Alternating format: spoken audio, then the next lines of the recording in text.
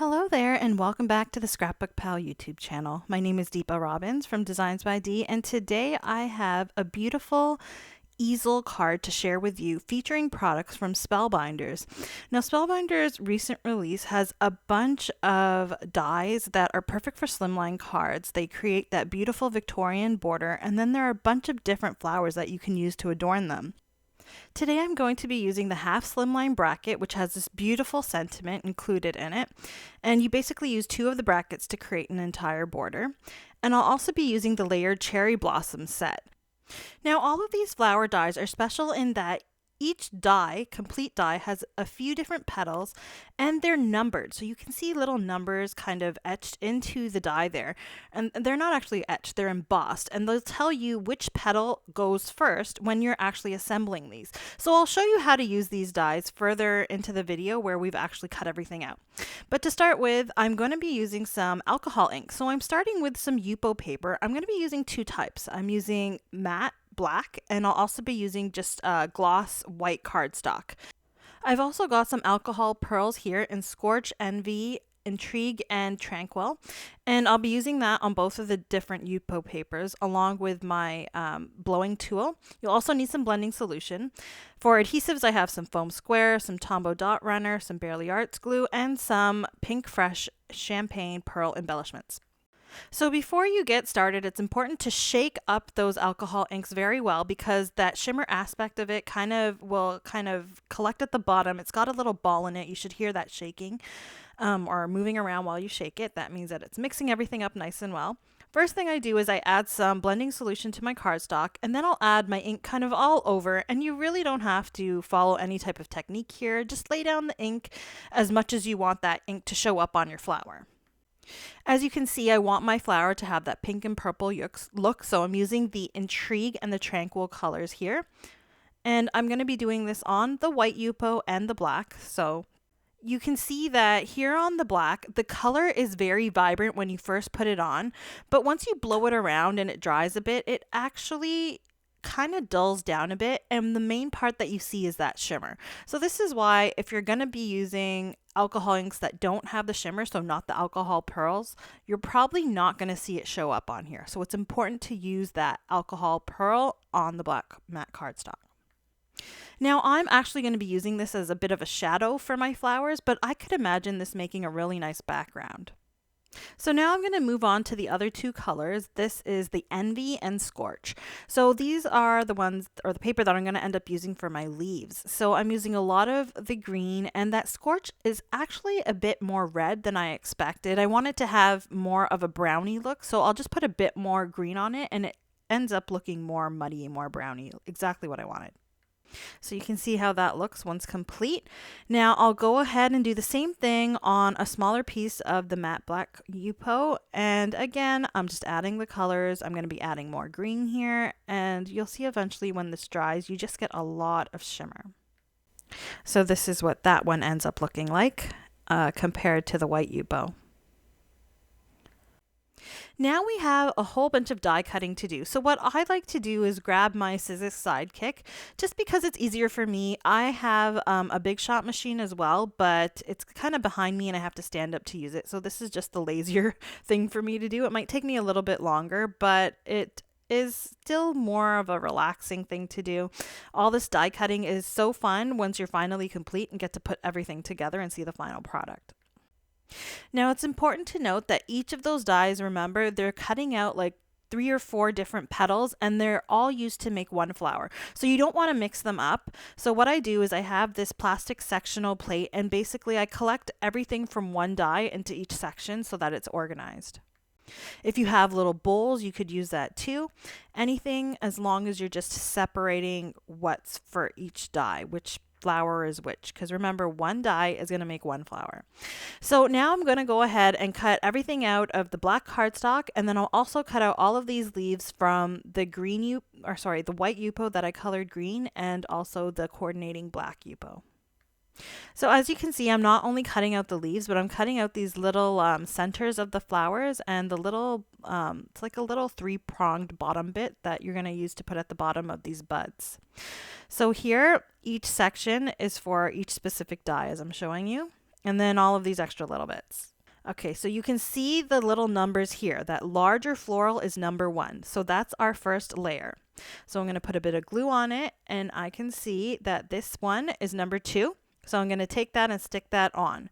And then I'll go back to the die, and I can see, well, obviously that last piece is the 3rd layer, and that one you can fit on top.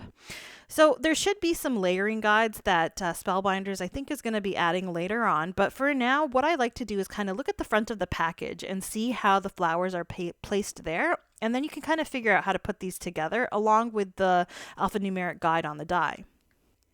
Now for these cherry blossoms, there is no alpha, there's just the numeric, but I know some of the other sets have an alphanumeric numbering system. Now you can see that little 3-prong little bit goes at the bottom of the bud there. So this is the second flower or bud, so there's 4 pieces. So I can see that bigger piece is the first one. And I'll go ahead and add the second piece with a bit of Barely Art glue. Now I'll look for the 3rd one. So this is that little long piece. That's probably going to go on the right side there, but I accidentally put some glue on that side. That's okay, I can still use that. And I'll go ahead and put that on. Then I'm going to look for the number 4, the last piece. And that's pretty much going to go in the center off to the side.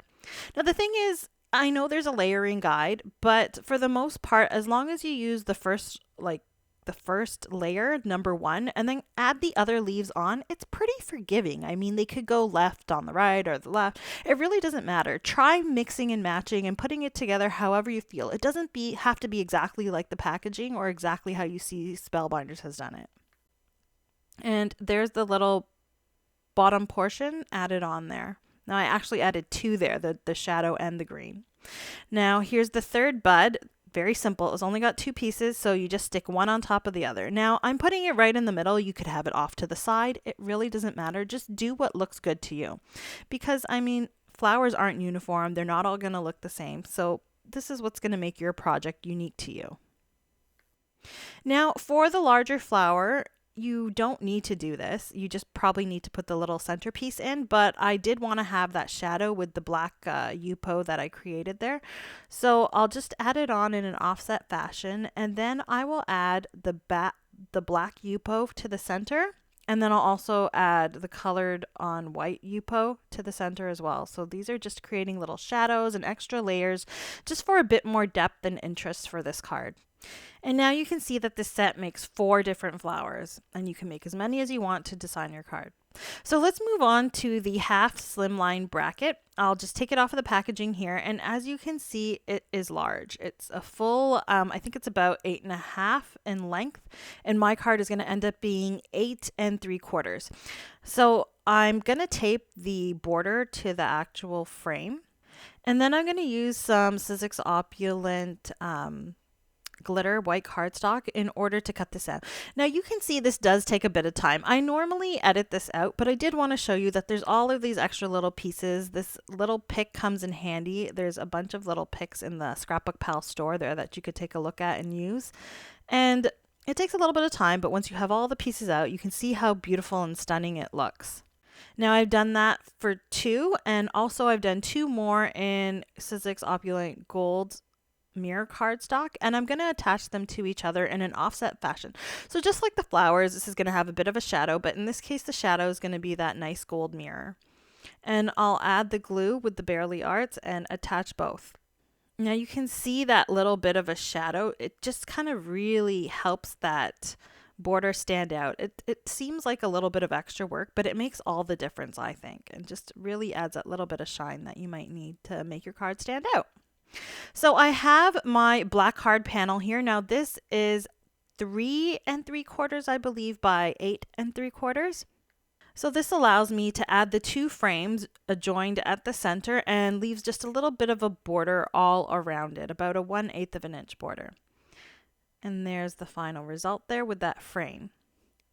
Now it also has this really nice sentiment. It's nice and large. So what I did was I cut it out of more of that gold mirror cardstock and also 2 times out of white cardstock.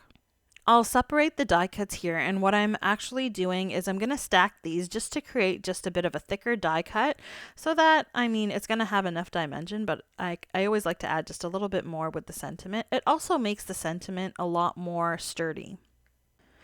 So once I've got the two white pieces of cardstocks connected, I'll go ahead and attach the gold piece on top, and I'll do that for the I, pick, and U. So those are the three portions of the sentiment. So you can see that that die comes in one and cuts out three pieces. And there you have it. I, pick, you. And I love how this looks once you've got that dimension added with the extra pieces of cardstock. Now I'll go ahead and attach this to my panel. So I'm just going to have it sort of in the center, I, pick, you, going vertically downwards. If you wanted, you could have put this horizontally and had a horizontal slimline card. I chose to keep this card on the vertical because I am making it an easel card, and it just makes it a little bit easier to do and gives you more space inside your card. Now I'm going to go ahead and decorate this with all those little flowers that we had put together. Some of them I'm propping up with some of the little foam squares, and on some of them I'll just be adding some Barely Arts glue and sticking it right on top of the card. Now this is the fun part. It's the part I absolutely love. And I do want to mention, if you're using glitter cardstock like I did for that frame, it is going to take a little bit of glue and pressure just to make sure that it sticks down and is tacky before you kind of move on to the next piece. Just because, you know, the glitter cardstock has a bit more texture and makes it just a little bit hard to get that to stick. But it will do once you hold it down a bit. So once I've got all of my flowers kind of situated where I want them, I'm going to take my leaves and I'm just going to put them all around the flowers where I see fit. And where I get the chance, I'll basically back up some of those vibrant green leaves with the black Yupo to create that little bit of a shadow. Now I do want to mention that I always tend to cut out extra of these flowers and things because I like to use them on the inside of my card. And since we are making this an easel card, you are going to want to save at least one of those larger flowers to use on the inside. Okay, so for the easel, you're going to take an 8.5 by 11 inch piece of cardstock and cut it lengthwise at 3 3/4 twice, so you get two long panels. Then take one of them and cut it at 8 3/4. So this is the perfect size for the front of the card. Then you're going to take the second one and cut it at 9 inches. And what this is going to do is create a little bit of a lip for you. So you put that back in and move it down 1/4 of an inch, and that score it to give you a lip. Then push it into 4 inches and 3/8 of an inch, and then score it again. And that's going to give you the fold in the center. So again, you're going to score that second piece at 1/4 of an inch, and then you're going to score it again at 4 3/8 of an inch. Then we fold the lip one way and the center the other way, and that's going to create your easel. Now you have to attach the two pieces, so I'm going to add some score tape. This is 1/4 inch score tape, and I'll line it up with the other side of the card, and then I'll remove the backing and attach it. So now you can see how this is going to fold down, right? It's going to fold in a bit of an accordion, right? And you will attach that front piece like so that it stands up like that. So what I'm going to do is actually attach it here. I'm just going to add my Tombow Mono Dot runner to this little square, if you will, or smaller rectangle in the front. You don't have to add it anywhere else. I'll line up my front panel with the edges here. And once I fold it down, I have a little bit of an extra piece just hanging off the edge there. That's not a big deal. Just go ahead and cut the extra piece off. That's probably just because of when I was folding it over, just a little bit of a discrepancy. So now all that's left to do is add the little piece on the inside that's going to help your easel card stand up. So I've got one of the little flowers here, the bigger flowers, and I'm adding it with some foam squares. So you could do it flat, but I like to add the foam because it just creates more dimensions so that it will definitely catch that top of the card to create the easel. Now I have some extra pieces, so I'm adding just a few more here just to jazz it up a little, and as you can see, I got my easel. So it's got a beautiful front, and when your recipient gets it, they can kind of stand it up like this and showpiece it. And on the inside, you can still write your sentiment or stamp a sentiment that you want. To finish off the card, I'm using some Pinkfresh Studio Champagne Pearl embellishments. Now, these are really nice, and because they are a champagne color, they're not too intense. I have enough intensity with the vibrant color and the black and the gold here, so I thought that I'd keep it a little bit more subtle with the embellishments. And I'm only really using it to fill in the center of the two flowers and just a few spread out amongst the background there. And there you have the Slimline Easel Card made with Spellbinders products today. I hope you all enjoyed this tutorial and that you were inspired to use these products to create some easel cards of your own. The featured die sets are available in the ScrapbookPal store, and all the links have been listed in the description below. Please don't forget to subscribe to the ScrapbookPal YouTube channel and hit that notification bell to be notified of future tutorials. I hope you guys were inspired to make something like this yourself and that you all have a great day. I'll see you all again next time. Bye.